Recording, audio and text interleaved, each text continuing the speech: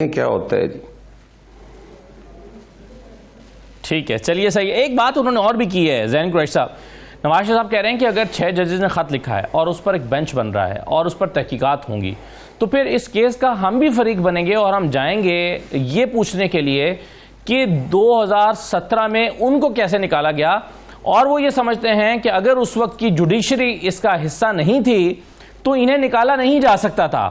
اس وقت کی جوڈیشری کے اوپر بھی دباؤ تھا, ان کو بھی شامل تفتیش کیا جائے یا اس سارے قضیے میں ان کو بھی لے کر آیا جائے. تو یہ تو جو دائرہ کار ہے وہ وسیع ہو رہا ہے, ہونے جا رہا ہے. زین قریشی صاحب. بسم اللہ الرحمن الرحیم. اسد بھائی, سب سے پہلے تو آپ کا شکریہ, آپ نے پروگرام میں دعوت دی. مجھ سے پہلے جتنی گفتگو ہو رہی تھی اس پہ 2 منٹ بات کر لیتے ہیں, پھر آپ کے سوال پہ بھی آ جاتے ہیں. آپ نے ذکر کیا میاں نواز شریف صاحب کا, انہوں نے کہا کہ جی گیس اور بجلی کی پرائسز اگر نیچے نہیں آئیں گی تو اس حکومت کا کچھ فیوچر نہیں ہے. سر, عرض یہ ہے کہ میاں صاحب کے کہنے سے بجلی کی اور گیس کی پرائسز نیچے نہیں آنی. آپ نے ابھی IMF کے پروگرام میں جانا ہے, آپ نے اپنا بجٹ دیکھنا ہے, اور آپ دیکھ رہے ہیں کہ گیس کی اور بجلی کی پرائسز اوپر جا رہی ہیں, اور یہ ایک نیچرل لاجیکل چیز ہے کہ اس حکومت نے یہ قیمتیں بڑھانی ہے اپنی IMF کے سارے کنٹینجنسیز کو پورا کرنے کے لیے. تو میاں صاحب کا کہہ دینا اور یہ مطلب ہے وہ کہتے ہیں نا گھونگھروں سے مٹی اتارنے والی بات ہے, ایسا ہونا نہیں ہے. دوسری بات یہ ہے کہ ہم نے ہمیشہ یہ کہا ہے, میں نے آپ کے پروگرام میں بھی یہ بات پہلے کی ہوئی ہے, کہ اس ملک میں اکنامک سٹیبلٹی تب تک نہیں آ سکتی جب تک اس ملک میں پولیٹیکل سٹیبلٹی نہیں آتی. پولیٹیکل سٹیبلٹی کیسے آئے گی جب پاکستان کی سب سے بڑی جماعت کے قائد کو, لیڈر کو, جس نے سب سے زیادہ ووٹ لیا ہے, آپ نے پابند سلاسل رکھا ہوا ہے. پی جے میر صاحب کی میں بڑی عزت کرتا ہوں, بڑے سینئر ہیں, وہ ابھی کہہ رہے تھے کہ جی عمران خان صاحب کو آپ کو باہر نکال دینا چاہیے. وہ کیا کریں گے؟ وہ کچھ بھی نہیں کریں گے بھائی جان. وہ ایک جمہوری جماعت کے, پاکستان کی سب سے بڑی جماعت کے لیڈر ہیں. ان کو آج بھی ان کی پاکستان میں سب سے بڑی ریپرزنٹیشن ہے. وہ اگر باہر ہوں گے, وہ اپنی جماعت کی قیادت فرمائیں گے, تو آپ دیکھیں گے کہ ایک صوبے میں جہاں ہمیں حکومت ملی ہے وہاں پہ ہم آپ کو حکومت میں پرفارم کر کے دکھائیں گے, اور باقی صوبوں میں جہاں ہم اپوزیشن میں بیٹھے ہیں ہم آپ کو کریڈیبل اور ریسپانسبل اپوزیشن کا رول ادا کر کے دکھائیں گے. جمہوری ڈھانچے کے اندر رہتے ہوئے, آئین اور قانون کے اندر رہتے ہوئے ہمیں اپنی بات کرنی ہے.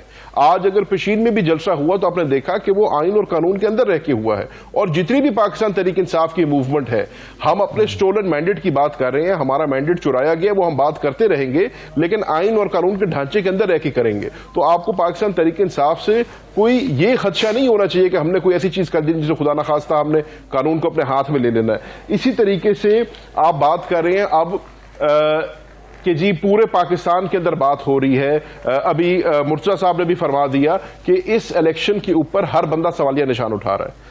آپ کہتے ہیں کہ جی 1970 سے لے کے آج تک کوئی الیکشن فیئر نہیں ہوا, آپ کی بات مان لی, لیکن جس سکیل کے اوپر اب یہ بات ہو رہی ہے, آپ کراچی چلے جائیں تو کراچی میں MQM کہے گی ان کا مینڈیٹ چرایا گیا. آپ خیبر پختونخوا چلے جائیں, وہاں پہ آپ کو JUF کہے گی ان کا مینڈیٹ چرایا گیا. آپ پنجاب آ جائیں تو آپ کو تحریک انصاف کہے گی ہمارا مینڈیٹ چرایا گیا.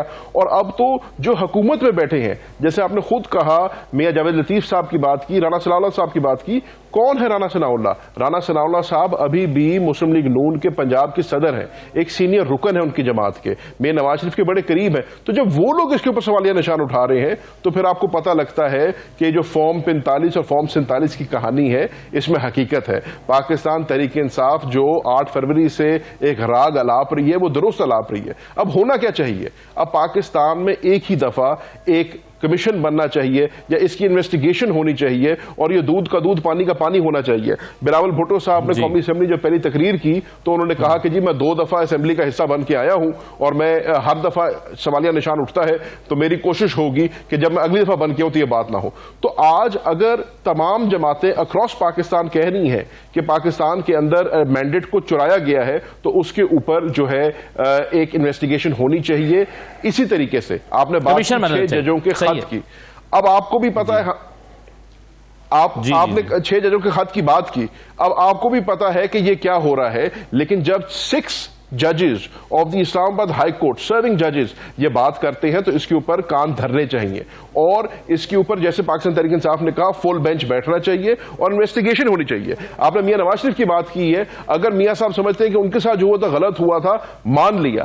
ہم یہ نہیں کہتے کہ یہ پارٹی اسپیسیفک ہونا چاہیے, ہم یہ کہتے ہیں ملک کے بارے میں سوچیں, ملک کے مستقبل کے بارے میں سوچیں. اور اگر پاکستان کی عدلیہ کو اور وہ لوگ جنہوں نے پاکستان میں انصاف کو ڈسٹریبیوٹ کرنا, بانٹنا رہا ہے عوام میں، اگر وہ بھی محفوظ نہیں ہے تو پھر ہم کس کی راہ دیکھیں گے، ہم کس کا دروازہ دستک دیں گے، کس کے دروازے پہ جا کے؟ تو آج اگر یہ چیز منظر عام پہ آئی ہے، یہ بتائیے کہ پشین کا جلسہ آج کیسا رہا؟ اگرچہ شاید بارش کی وجہ سے یہ متاثر تھا، بہت زیادہ اس میں لوگ نہیں آ سکے کیونکہ کئی دن سے وہاں پہ بارش چل رہی ہے، یا اس میں کچھ اور فیکٹرز بھی ہیں؟ آج کا جلسے کو خود آپ اور آپ کی باقی اتحادی جماعتیں کیسے دیکھ رہی ہیں اور اس کے مقاصد کیا ہیں؟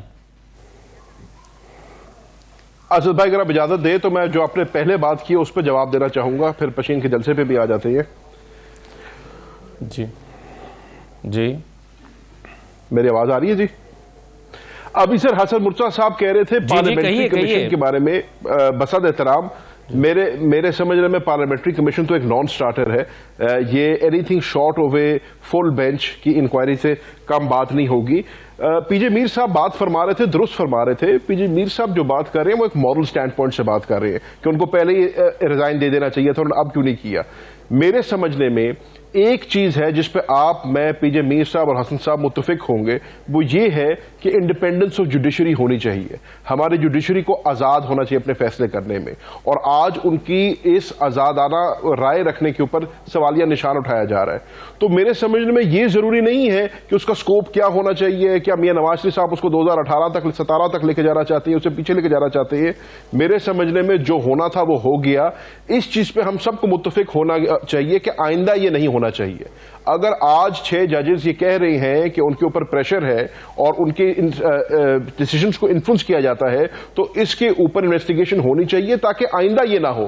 اب ظاہر ہے ریٹروسپیکٹولی تو ہم کچھ نہیں کر سکتے، پیچھے جا کے فیصلوں کو تو شاید ہم نہ چینج کر سکتے ہوں، لیکن کم از کم آئندہ ہمیں اس بات کے اوپر سب کو متفق ہونا چاہیے کہ جوڈیشری کو آزاد ہونا چاہیے۔ ہاں لیکن وہ اب تو سر زین صاحب ابھی تو پھر عدالتی غلطیوں کے اصلاح کا رواج بھی پڑ گیا ہے نا۔ خود قاضی فیصل صاحب بھی اس میں کافی انٹرسٹڈ ہیں کہ ماضی کی جو غلطیاں ہیں ان کو سدھارا جائے، ماضی کے کمیشنز کی بھی وہ بات کر رہے ہیں۔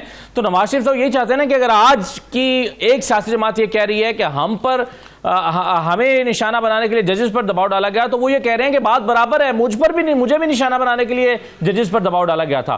تو وہ پولیٹیکلی دونوں آپ کو برابر ثابت کرنا چاہتے ہیں۔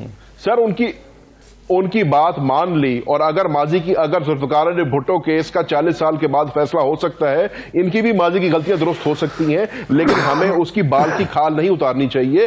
ہمیں اس پوائنٹ پہ متفق رہنا چاہیے کہ جوڈیشری کو انڈیپینڈنٹ ہونا چاہیے، اور جوڈیشری کی انڈیپینڈنس اگر کمپرومائز ہو رہی ہے تو اس کے اوپر ایک فل بینچ کو انکوائری کرنی چاہیے تاکہ آئندہ کسی قسم کی مداخلت نہ ہو۔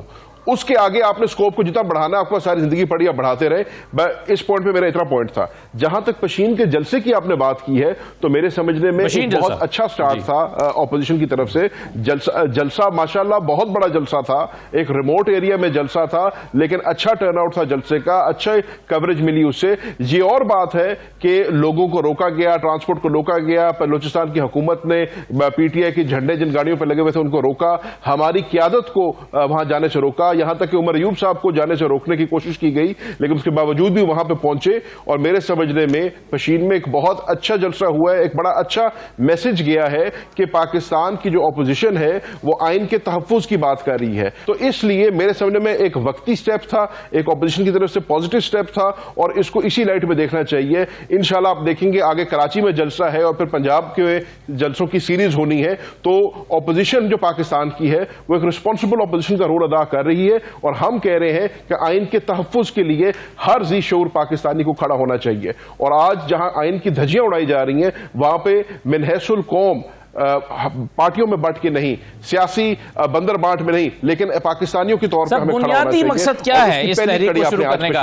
یہ تو چلیں، یہ کہنا کہ آئین پاکستان کے تحفظ کی تحریک ہے، تو یہ تو چلیں، یہ ٹھیک ہے، سبھی آئین پاکستان کے تحفظ کی جدوجہد کر رہے ہیں، پیپلز پارٹی بھی کر رہی ہے، نون لیگ بھی کر رہی ہے، حکومت بھی کرتی ہے، اپوزیشن بھی کرتی ہے، ہر شخص اپنی اپنی حیثیت میں کرتا ہے، لیکن اس تحریک کا بنیادی مقصد تو ہمیں سمجھائیں۔ حکومت ختم کرنی ہے، اپنا مینڈیٹ واپس لینا ہے، پی ٹی آئی کو اقتدار میں لانا ہے، رزلٹس کو ٹھیک کر کے آپ نے اپوزیشن والوں کو اقتدار اور اقتدار والوں کو اپوزیشن میں لے کے جانا ہے۔ بنیادی مقصد ٹینجیبل چیز کیا ہے؟ سر بنیادی مقصد جیسے میں نے پہلے عرض کیا، آپ کہہ رہے ہیں ہر شخص کرتا ہے، لیکن بدقسمتی سے آج پاکستان میں آئین کا تحفظ نہیں نظر آ رہا. آج پاکستان میں جیسے میں نے آپ سے پہلے عرض کیا، آئین اور قانون کی دھجیاں بکھیرتی ہوئی نظر آ رہی ہیں. میں نے آپ کو اس کی تازہ مثال دے دی. آپ کا پوائنٹ آ گیا، آپ کا